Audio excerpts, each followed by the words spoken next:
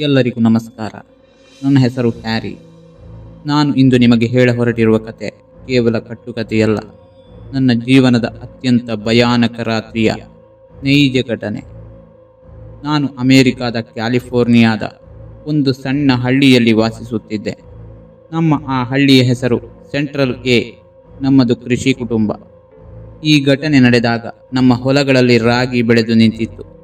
ರಾಗಿಯ ಜೊತೆಗೆ ಸೋಯಾಬೀನ್, ಜೋಳ ಮತ್ತು ಕಡಲೆಕಾಯಿಯನ್ನು ಬೆಳೆಯುತ್ತಿದ್ದೆವು. ಕಟಾವಿನ ಸಮಯ ಬಂದಾಗ ರೈತರು ಹಗಲು ರಾತ್ರಿ ಹೊಲಗಳಲ್ಲೇ ಇರಬೇಕಿತ್ತು.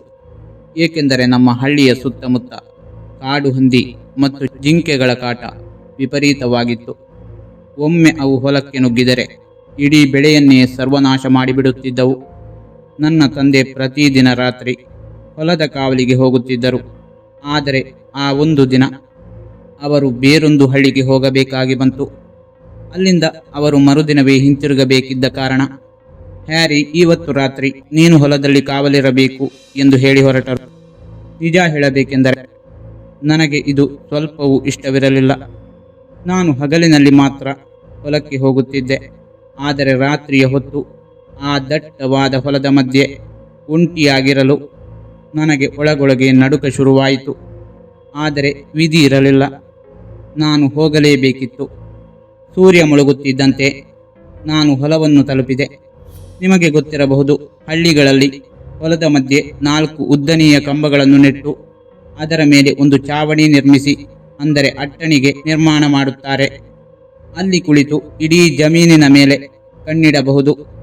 ನಮ್ಮ ಹೊಲ ಹಳ್ಳಿಯಿಂದ ಕೊಂಚ ದೂರದಲ್ಲಿದ್ದ ಕಾರಣ ಅಲ್ಲಿ ಬೇರೆ ಯಾವ ರೈತರ ಕೂಗು ಕೇಳಿಸುತ್ತಿರಲಿಲ್ಲ. ನಮ್ಮ ತೋಟ ಬಹಳ ವಿಸ್ತಾರವಾಗಿತ್ತು. ಅದರ ಮಧ್ಯದಿಂದ ಹೊರಬರಲು ಕನಿಷ್ಠ 10 ನಿಮಿಷಗಳೇ ಬೇಕಾಗುತ್ತಿತ್ತು. ಹೊಲದ ಸುತ್ತಲೂ ದೈತ್ಯಾಕಾರದ ಹಳೆಯ ಮರಗಳಿದ್ದವು. ರಾತ್ರಿಯ ಕತ್ತಲಲ್ಲಿ ತಂಪಾದ ಗಾಳಿ ಬೀಸಿದಾಗ ಆ ಮರಗಳು ಅತ್ತಿಂದಿತ್ತ ವಾಲುತ್ತಿದ್ದರೆ ಯಾವುದೋ ದೈತ್ಯ ರಾಕ್ಷಸ ನಿದ್ದೆಯಿಂದ ಎದ್ದು ಕೈಕಾಲು ಚಾಚುತ್ತಿರುವಂತೆ ಭಾಸವಾಗುತ್ತಿತ್ತು. ಆ ಮರಗಳ ಪಕ್ಕದಲ್ಲೇ ಒಂದು ಹಳೆಯ ಬಾವಿ ಇತ್ತು. ಆ ಬಾವಿಯ ಕತ್ತಲು ನನ್ನ ಭಯವನ್ನು ಇನ್ನಷ್ಟು ಹೆಚ್ಚಿಸುತ್ತಿತ್ತು. ಕತ್ತಲಾಗುವ ಮುನ್ನವೇ ನಾನು ಕುಡಿಯುವ ನೀರು ಸೇರಿ ಎಲ್ಲವನ್ನೂ ಅಟ್ಟಣಿಗೆಯ ಮೇಲಿಟ್ಟುಕೊಂಡೆ. ಕಾಡು ಪ್ರಾಣಿಗಳಿಂದ ರಕ್ಷಿಸಿಕೊಳ್ಳಲು ನನ್ನ ಜೊತೆಗೊಂದು ದಪ್ಪನೆಯ ಉದ್ದವಾದ ಮರದ ದೊಣ್ಣೆ ಇತ್ತು. ಕತ್ತಲು ಆವರಿಸಿತು. ಆ ದಿನ ಆಕಾಶ ಶುಭ್ರವಾಗಿತ್ತು. ಬೆಳದಿಂಗಳ ಬೆಳಕು ಹೊಲದ ತುಂಬೆಲ್ಲ ಹರಡಿತ್ತು. ಚಳಿ ಇದ್ದ ಕಾರಣ ನಾನು ಒಂದು ಹೊದಿಕೆ ಹೊದ್ದು ಮಲಗಲು ಯತ್ನಿಸಿದೆ. ಆದರೆ ನಿದ್ದೆ ನನ್ನ ಹತ್ತಿರವೂ ಸುಳಿಯಲಿಲ್ಲ. ನಾನು ಸುಮ್ಮನೆ ಆಕಾಶವನ್ನು ದಿಟ್ಟಿಸುತ್ತಾ ಮಲಗಿದ್ದೆ. ಇದ್ದಕ್ಕಿದ್ದಂತೆ ವಿಪರೀತವಾದ ಗಾಳಿ ಬೀಸಲಾರಂಭಿಸಿತು. ಸುಯ್ ಸುಯ್ ಎಂದು ಮರಗಳು ಘೋರವಾಗಿ ಶಬ್ದ ಮಾಡುತ್ತಿದ್ದವು. ಹುಣ್ಣಿಮೆಯ ಬೆಳಕಿನಲ್ಲಿ ಆ ಮರಗಳು ದೊಡ್ಡ ಈಟಿಯನ್ನು ಹಿಡಿದು ನನ್ನತ್ತಲೇ ಬರುತ್ತಿರುವ ದೆವ್ವಗಳಂತೆ ಕಾಣಿಸುತ್ತಿದ್ದವು. ಹೊಲದಲ್ಲಿ ಎಲ್ಲೆಡೆ ಸ್ಮಶಾನ ಮೌನ. ಆ ಮೌನಗಳನ್ನು ಸೀಳಿಕೊಂಡು ಬರುತ್ತಿದ್ದುದು ಕೇವಲ ರಾತ್ರಿಯ ಕೀಟಗಳ ಸತತವಾದ ಚೀ ಎಂಬ ಕರ್ಕಶನಾದ ಮಾತ್ರ. ಆ ಕೀಟಗಳ ಸದ್ದಿನಲ್ಲಿ ಅಂದು ಏನೋ ಒಂದು ವಿಚಿತ್ರವಾದ ಭಯ ಅಡಗಿತ್ತು. ಸ್ವಲ್ಪ ಸಮಯದ ನಂತರ ನನಗೆ ಕಣ್ಣು ಮುಚ್ಚಿ ನಿದ್ದೆ ಹತ್ತಿರಬೇಕು. ಅಷ್ಟರಲ್ಲಿ ಸರಸರ ಪಟಪಟ ಎಂದು ಸ್ವಲ್ಪ ದೂರದಲ್ಲಿ ದಟ್ಟವಾದ ರಾಗಿ ಪೈರಿನ ಮಧ್ಯೆ ಏನೋ ಓಡಾಡಿದ ಸದ್ದು ಕೇಳಿಸಿತು.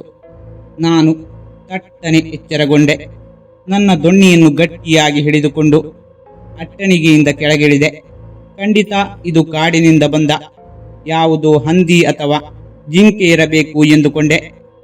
ನಮ್ಮ ಹೊಲದ ಅಂಚಿಗೆ ದಟ್ಟವಾದ ಕಾಡಿತ್ತು. ನಾನು ನಿಧಾನವಾಗಿ ಶಬ್ದ ಬಂದ ದಿಕ್ಕಿನತ್ತ ಹೆಜ್ಜೆ ಹಾಕಿದೆ. ಅಲ್ಲಿ ಹೋಗಿ ನೋಡಿದರೆ ಯಾವುದೇ ಪ್ರಾಣಿ ಇರಲಿಲ್ಲ. ಆದರೆ ರಾಗಿ ಪೈರುಗಳು ದಾರುಣವಾಗಿ ತುಳಿತಕ್ಕೊಳಗಾಗಿದ್ದವು. ಆ ಹೆಜ್ಜೆ ಗುರುತುಗಳು ಹೊಲದ ಹೊರಗೆ ಕಾಡಿನ ಕಡೆ ಹೋಗಿದ್ದವು. ಪ್ರಾಣಿಯು ನಮ್ಮ ಬೆಳೆ ನಾಶ ಮಾಡಿದ್ದನ್ನು ಕಂಡು ನನ್ನ ಭಯವೆಲ್ಲ ಮಾಯವಾಗಿ ವಿಪರೀತ ಕೋಪ ನೆತ್ತಿಗೇರಿತು. ಅದೇ ಭರದಲ್ಲಿ ಆ ಹೆಜ್ಜೆ ಗುರುತುಗಳನ್ನು ಹಿಂಬಾಲಿಸಿಕೊಂಡು ಹೊಲದ ಗಡಿ ದಾಟಿ ಕಾಡಿನ ಅಂಚಿಗೆ ಬಂದು ನಿಂತೆ. ನನ್ನ ಮುಂದೆ ಕಗ್ಗತ್ತಲ ದಟ್ಟಾರಣ್ಯ, ಹಿಂದೆ ನನ್ನ ಹೊಲ. ನಾನಿಲ್ಲಿಗೆ ಯಾಕೆ ಬಂದೆ? ಹಿಂದಿರುಗಬೇಕು ಎಂದು ನನ್ನ ಮನಸ್ಸು ಹೇಳುತ್ತಿತ್ತು. ಆದರೆ ಯಾವುದೋ ಒಂದು ವಿಚಿತ್ರ ಅಗೋಚರ ಶಕ್ತಿ ನನ್ನನ್ನು ಕಾಡಿನೊಳಗೆ ಎಳೆದುಕೊಂಡು ಹೋಗುತ್ತಿರುವಂತೆ ಭಾಸವಾಯಿತು. ನನ್ನ ಕಾಲುಗಳು ನನ್ನ ನಿಯಂತ್ರಣದಲ್ಲಿರಲಿಲ್ಲ. ಯಂತ್ರದಂತೆ ಕಾಡಿನೊಳಗೆ ನಡೆಯುತ್ತಿದ್ದೆ. ಸ್ವಲ್ಪ ದೂರ ಹೋದ ನಂತರ ಇದ್ದಕ್ಕಿದ್ದಂತೆ ನನ್ನ ಉಸಿರು ಬಿಗಿ ಹಿಡಿಯಿತು. ನನ್ನ ಮುಂದಿನ ದೃಶ್ಯ ನೋಡಿ ನನ್ನ ಮೈಯೆಲ್ಲ ತಣ್ಣಗಾಗಿ ಬೆವರು ಸುರಿಯಲಾರಂಭಿಸಿತು. ಸ್ವಲ್ಪವೇ ದೂರದಲ್ಲಿ ಒಂದು ಸತ್ತ ಜಿಂಕೆ ರಕ್ತದ ಮಡುವಿನಲ್ಲಿ ಬಿದ್ದಿತ್ತು. ಅದರ ಪಕ್ಕದಲ್ಲಿ ಅತಿ ಎತ್ತರವಾದ ಬಡಕಲಾದ ಯಾರೋ ಒಬ್ಬ ಕುಳಿತಿದ್ದ.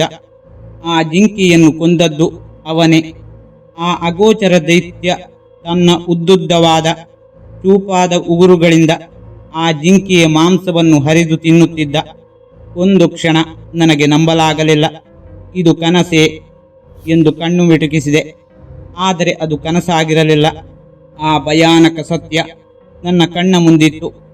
ಪ್ರಾಣಾಪಾಯದ ಅರಿವಾಗಿ ನಾನು ನಿಧಾನವಾಗಿ ಒಂದೊಂದೇ ಹೆಜ್ಜೆಯನ್ನು ಶಬ್ದವಾಗದಂತೆ ಹಿಂದಿಡಲು ಪ್ರಾರಂಭಿಸಿದೆ. ನಾನು ಅಲ್ಲಿರುವ ಸುಳಿವು ಆ ದೈತ್ಯನಿಗೆ ಗೊತ್ತಾಗಬಾರದು ಎನ್ನುವುದೇ ನನ್ನ ಉದ್ದೇಶವಾಗಿತ್ತು. ಆದರೆ ದುರಾದೃಷ್ಟವಶಾತ್ ನಾನು ಹಿಂದಕ್ಕೆ ಸರಿಯುವಾಗ ನನ್ನ ಕೈಯಲ್ಲಿದ್ದ ದೊಣ್ಣೆ ಜಾರಿ ಕೆಳಗೆ ಬಿತ್ತು. ಟಕ್ ಎಂಬ ಶಬ್ದವಾಯಿತು. ಅಷ್ಟೇ. ಜಿಂಕೆಯ ತಲೆಯನ್ನು ಕಿತ್ತು ತಿನ್ನುತ್ತಿದ್ದ ಆ ದೈತ್ಯ ತಟ್ಟನೆ ಎದ್ದು ನಿಂತ. ತನ್ನ ಕೈಯಲ್ಲಿದ್ದ ಮಾಂಸದ ಮುದ್ದೆಯನ್ನು ಬೀಸಾಕಿ ಅತ್ತಿತ್ತ ಹುಡುಕಲಾರಂಭಿಸಿದ. ನಾನು ತಕ್ಷಣವೇ ಪಕ್ಕದಲ್ಲಿದ್ದ ಒಂದು ದೊಡ್ಡ ಮರದ ಹಿಂದೆ ಅಡಗಿಕೊಂಡೆ. ಭಯದಿಂದ ನನ್ನ ಎದೆ ಒಡೆದು ಹೋಗುವಂತೆ ಬಡಿದುಕೊಳ್ಳುತ್ತಿತ್ತು. ನನ್ನ ಉಸಿರಾಟದ ಸದ್ದು ಅವನಿಗೇನಾದರೂ ಕೇಳಿಸಿಬಿಡುತ್ತದೆಯೋ ಎಂಬ ಭಯದಿಂದ ನನ್ನ ಎರಡೂ ಕೈಗಳಿಂದ ಬಾಯನ್ನು ಗಟ್ಟಿಯಾಗಿ ಮುಚ್ಚಿಕೊಂಡೆ. ಅವನು ನನ್ನನ್ನು ನೋಡಿಲ್ಲ ಎಂದುಕೊಂಡು ಮರದ ಹಿಂದಿನಿಂದ ನಿಧಾನವಾಗಿ ಓಡಲು ಮುಂದಾದೆ. ಆದರೆ ಅವನು ಅದಾಗಲೇ ನನ್ನನ್ನು ನೋಡಿದ್ದ. ನಾನು ಅವನ ಮುಖವನ್ನು ಸ್ಪಷ್ಟವಾಗಿ ನೋಡಿದೆ. ಅವನು ಮನುಷ್ಯನಲ್ಲ, ಮನುಷ್ಯರಿಗಿಂತ ಅದೆಷ್ಟೋ ಎತ್ತರವಾಗಿದ್ದ. ಅವನ ತಲೆಯ ಮೇಲೆ ಎರಡು ದೊಡ್ಡ ಕೊಂಬುಗಳಿದ್ದವು. ಅವನ ಕಣ್ಣುಗಳು ಬೆಂಕಿಯ ಕೆಂಡದಂತೆ ಕೆಂಪಾಗಿ ಉರಿಯುತ್ತಿದ್ದವು. ಆ ಕಣ್ಣುಗಳನ್ನು ನೋಡುತ್ತಿದ್ದಂತೆ ನಾನು ಸಂಮೋಹನಕ್ಕೆ ಒಳಗಾದಂತೆ ನಿಂತಲ್ಲೇ ನಿಂತುಬಿಟ್ಟೆ. ಆದರೆ ಹೇಗೋ ದೃಢತೆ ತಂದುಕೊಂಡು ನನ್ನ ಸರ್ವಶಕ್ತಿಯನ್ನು ಒಗ್ಗೂಡಿಸಿ ಕಾಡಿನಿಂದ ಹೊಲದ ಕಡೆಗೆ ಪ್ರಾಣ ಭಯದಿಂದ ಓಡತೊಡಗಿದೆ. ನನ್ನ ಹಿಂದೆ ಆ ದೆವ್ವದ ರಾಕ್ಷಸ ಭಯಾನಕವಾಗಿ ಗರ್ಜಿಸಿದ. ಆ ಗರ್ಜನೆಗೆ ಇಡೀ ಕಾಡೇ ನಡುಗಿದಂತಿತ್ತು. ಅವನ ಭಾರೀ ಹೆಜ್ಜೆಗಳ ಸದ್ದು ನನ್ನ ಬೆನ್ನ ಹಿಂದೆಯೇ ಕೇಳಿಸುತ್ತಿತ್ತು. ಅದೃಷ್ಟವಶಾತ್ ಚಂದ್ರನ ಬೆಳಕು ದಾರಿಯನ್ನು ತೋರಿಸುತ್ತಿತ್ತು. ನನ್ನ ಉಸಿರು ಚೆಲ್ಲುತ್ತಾ ಕಾಡಿನಿಂದ ಹೊರಬಂದು ಹೊಲದ ಹಾದಿಯಲ್ಲಿ ಓಡುತ್ತಿರುವಾಗ ಎದುರಿನಿಂದ ಬರುತ್ತಿದ್ದ ಇಬ್ಬರು ವ್ಯಕ್ತಿಗಳಿಗೆ ಬಲವಾಗಿ ಡಿಕ್ಕಿ ಹೊಡೆದೆ. ಅವರು ನನ್ನ ತಂದೆಯ ಆಪ್ತ ಸ್ನೇಹಿತರಾದ ಬ್ರಿಯಾನ್ ಮತ್ತು ನಿಕೋಲಸ್ ಅಂಕಲ್. ಅವರ ಹೊಲ ನಮ್ಮ ಹೊಲದ ಪಕ್ಕದಲ್ಲೇ ಇತ್ತು. ನನ್ನ ತಂದೆ ಅವರಿಬ್ಬರಿಗೂ ನನ್ನ ಮೇಲೆ ನಿಗಾ ಇಡಲು ಹೇಳಿದ್ದರಂತೆ. ಹ್ಯಾರಿ, ಏನಾಯ್ತು? ಯಾಕೆ ಹೀಗೆ ಬೆವತು ಉಸಿರು ಬಿಡುತ್ತಾ ಓಡಿ ಬರುತ್ತಿದ್ದೀಯಾ ಎಂದು ಅವರು ಆತಂಕದಿಂದ ಕೇಳಿದರು. ನಾನು ಗಡಗಡ ನಡುಗುತ್ತಲೇ ಹಿಂತಿರುಗಿ ನೋಡಿದೆ. ಅಲ್ಲಿ ಯಾರೂ ಇರಲಿಲ್ಲ. ಆ ದೈತ್ಯ ರಾಕ್ಷಸ ಕತ್ತಲಲ್ಲಿ ಕಣ್ಮರೆಯಾಗಿದ್ದ. ನಾನು ನಡೆದದ್ದೆಲ್ಲವನ್ನೂ ಬಿಡದೆ ಅವರಿಗೆ ವಿವರಿಸಿದೆ. ಬೆಳೆಗಳು ನಾಶವಾದ ಜಾಗವನ್ನೂ ತೋರಿಸಿದೆ. ಮರುದಿನ ಬೆಳಿಗ್ಗೆ ನಾನು ಇಡೀ ಊರವರನ್ನು ಆ ಕಾಡಿನ ಜಾಗಕ್ಕೆ ಕರೆದುಕೊಂಡು ಹೋದೆ. ಅಲ್ಲಿ ಕೇವಲ ಆ ಜಿಂಕೆಯ ಅಸ್ಥಿಪಂಜರ ಮತ್ತು ರಕ್ತದ ಕಲೆಗಳು ಮಾತ್ರ ಉಳಿದಿದ್ದವು. ಹಳ್ಳಿಯವರು ಅದನ್ನು ನೋಡಿ, ಅರೆ ಹ್ಯಾರಿ, ಇದು ಯಾವುದೋ ಹಸಿವಿನಿಂದಿದ್ದ ದೊಡ್ಡ ಕಾಡು ತೋಳದ ಕೆಲಸ. ನೀನು ಕತ್ತಲಲ್ಲಿ ಯಾವುದೋ ಪ್ರಾಣಿಯನ್ನು ನೋಡಿ ರಾಕ್ಷಸ ಎಂದು ಭ್ರಮಿಸಿದ್ದೀಯಾ ಅಷ್ಟೇ ಎಂದು ನನ್ನ ಮಾತನ್ನು ತಳ್ಳಿ ಹಾಕಿದರು. ನಾನು ಎಷ್ಟೇ ವಿವರಿಸಿದರೂ ಅವರು ನಂಬುವ ಸ್ಥಿತಿಯಲ್ಲಿರಲಿಲ್ಲ ಎಂದು ನನಗೆ ತಿಳಿದಿತ್ತು. ಆದರೆ ನಾನು ನೋಡಿದ್ದು 100ಕ್ಕೆ 100 ಸತ್ಯ. ಗ್ರಾಮಸ್ಥರೆಲ್ಲರೂ ಕಾಡಿನಿಂದ ಹೊಲದ ಕಡೆಗೆ ನಡೆಯಲಾರಂಭಿಸಿದರು. ನಾನು ಅವರ ಹಿಂದೆಯೇ ಹೆಜ್ಜೆ ಹಾಕುತ್ತಿದ್ದೆ.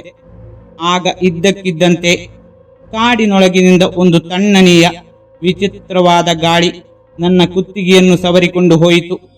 ಆ ಗಾಳಿ ಸ್ಪರ್ಶವಾಗುತ್ತಿದ್ದಂತೆ ಹಿಂದಿನ ರಾತ್ರಿ ಅನುಭವಿಸಿದ ಅದೇ ಮೈ ನಡುಗಿಸುವ ಭಯ ನನ್ನನ್ನು ಮತ್ತೆ ಆವರಿಸಿತು. ನಾನು ತಿರುಗಿ ನೋಡದೆ ಓಡಿ ಹೋಗಿ ಊರಿನವರ ಗುಂಪಿಗೆ ಸೇರಿಕೊಂಡೆ. ಇಂದಿಗೂ ಆ ಘಟನೆ ನೆನಪಾದರೆ ನನ್ನ ಮೈ ರೋಮಾಂಚನಗೊಳ್ಳುತ್ತದೆ. ಆ ಕೊಂಬಿನ ರಾಕ್ಷಸ ಯಾರು? ಎಲ್ಲಿಂದ ಬಂದಿದ್ದ? ಎಲ್ಲಿಗೆ ಹೋದ? ನನಗೆ ಗೊತ್ತಿಲ್ಲ. ಆದರೆ ಒಂದು ವಿಷಯ ಮಾತ್ರ ನನಗೆ ಸ್ಪಷ್ಟವಾಗಿ ತಿಳಿದಿದೆ. ಅವನು ಮನಸ್ಸು ಮಾಡಿದ್ದರೆ ನನ್ನನ್ನು ಕ್ಷಣಾರ್ಧದಲ್ಲಿ ಕೊಂದು ತಿನ್ನಬಹುದಿತ್ತು. ಆದರೆ ಅವನು ಹಾಗೆ ಮಾಡಲಿಲ್ಲ. ಬಹುಶಃ ಮನುಷ್ಯರು ತನ್ನ ಕಾಡಿನ ಗಡಿಯೊಳಗೆ ಪ್ರವೇಶಿಸುವುದು ಅವನಿಗೆ ಇಷ್ಟವಿರಲಿಲ್ಲ. ನನ್ನನ್ನು ಕೇವಲ ಹೆದರಿಸಿ ಓಡಿಸುವುದಷ್ಟೇ ಅವನ ಉದ್ದೇಶವಾಗಿತ್ತು. ಏನೇ ಇರಲಿ, ಆ ರಾತ್ರಿಯ ನಂತರ ನಾನು ಮತ್ತೆಂದು ರಾತ್ರಿ ಹೊತ್ತಿನಲ್ಲಿ ಆ ಹೊಲದ ಕಡೆಗೆ ತಲೆ ಹಾಕಿಯೂ ಮಲಗಲಿಲ್ಲ. ಕಥೆಯನ್ನು ಕೇಳಿದಿರಲ್ಲವೇ? ಈ ಕತೆ ನಿಮಗಿಷ್ಟವಾಯಿತೆ? ಇಷ್ಟವಾಗಿದ್ದರೆ ನಮ್ಮ ಚಾನಲನ್ನು ತಪ್ಪದೇ ಸಬ್ಸ್ಕ್ರೈಬ್ ಮಾಡಿ. ಮುಂದಿನ ವಾರ ಮತ್ತೊಂದು ಕಥೆಯೊಂದಿಗೆ ಮತ್ತೆ ಸಿಗುತ್ತೇನೆ. ಅಲ್ಲಿಯವರೆಗೂ ನಮಸ್ಕಾರ.